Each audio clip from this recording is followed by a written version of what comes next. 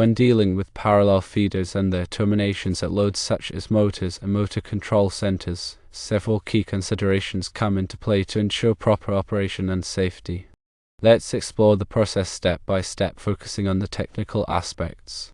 Firstly, terminations at loads, specifically motors, require attention to grounding and phasing.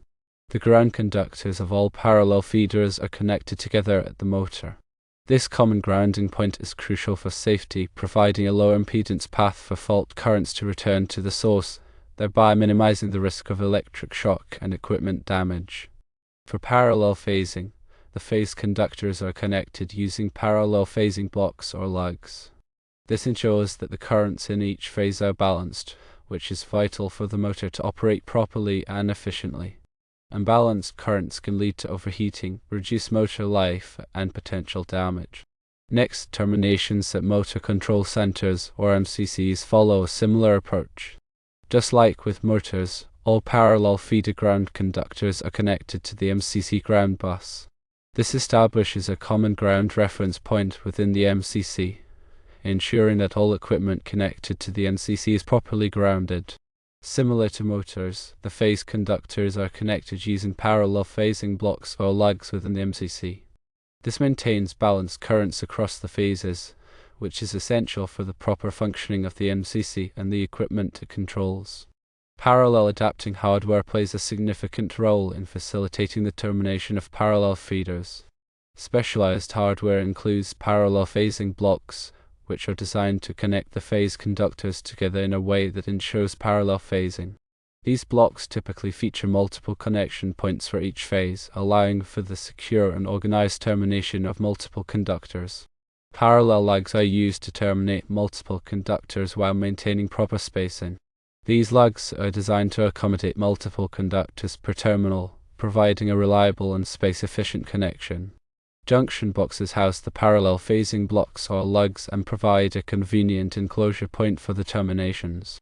These boxes protect the connections from environmental factors and accidental contact, enhancing safety and reliability. The termination process involves several steps to ensure a secure and effective connection. Step 1 is to prepare the conductors, which includes stripping the insulation and crimping ferrules or lugs onto the ends of the feeder conductors. Stripping the insulation exposes the conductive material, while crimping ferrules or lugs provides a secure and reliable connection point. Step 2 involves connecting the ground conductors. All ground conductors are joined together using a ground lug or terminal block. This creates a common grounding point, ensuring that all equipment is properly grounded. Step 3 is the phase phasing process, where the phase conductors are inserted into the parallel phasing block or lugs, ensuring proper orientation with A, B, and C phases. Proper phase orientation is critical for the correct operation of the connected equipment. Step 4 is tightening the connections. Appropriate bolts or screws are used to secure the connections, ensuring a tight and reliable electrical connection. Insufficiently tightened connections can lead to overheating and potential failure. Step 5 involves enclosing the terminations. If necessary, the terminations are enclosed in a junction box to protect them from the environment and prevent accidental contact. This enhances safety and extends the lifespan of the connections. Parallel feeders offer several key benefits. Firstly, increased current carrying capacity is achieved. By running multiple conductors in parallel, the overall current carrying capacity of the feeder is increased, allowing for the supply of larger loads. Secondly, improved voltage regulation is attained. Parallel feeders reduce voltage drop compared to single conductors, resulting in more stable voltage at the load. Thirdly, redundancy is provided, meaning that in case of a fault in one feeder, the other feeders can continue to supply power, minimizing downtime. To understand the practical aspects of working with parallel feeders, let's consider some examples and additional details. When selecting conductors for parallel feeders, it's important to adhere to the requirements outlined in the National Electrical Code, or NEC.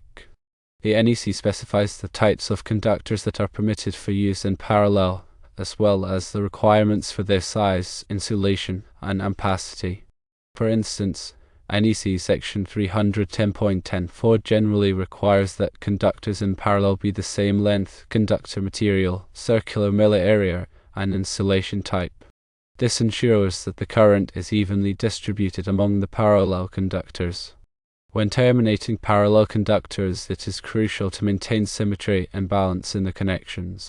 This helps to minimize inductive reactance and ensure that the current is evenly distributed among the conductors. One common practice is to transpose the conductors at regular intervals, effectively swapping their positions to balance the inductive reactance. The selection of appropriate lugs and connectors is also essential for proper termination. Lugs and connectors must be rated for the size and type of conductor being used, and they must be installed in accordance with the manufacturer's instructions.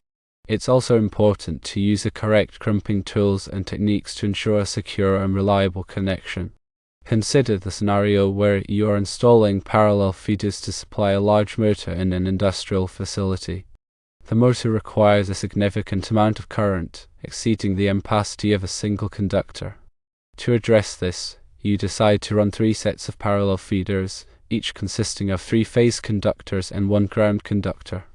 At the motor termination point, you would use a junction box to house the parallel phasing blocks and lugs.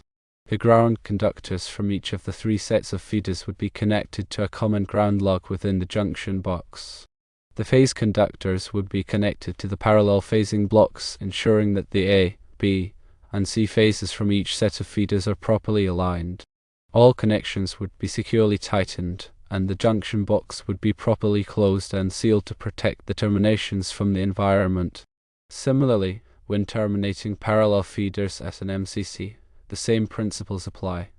The ground conductors from each set of feeders would be connected to the MCC ground bus, and the phase conductors would be connected to parallel phasing blocks or lugs within the MCC.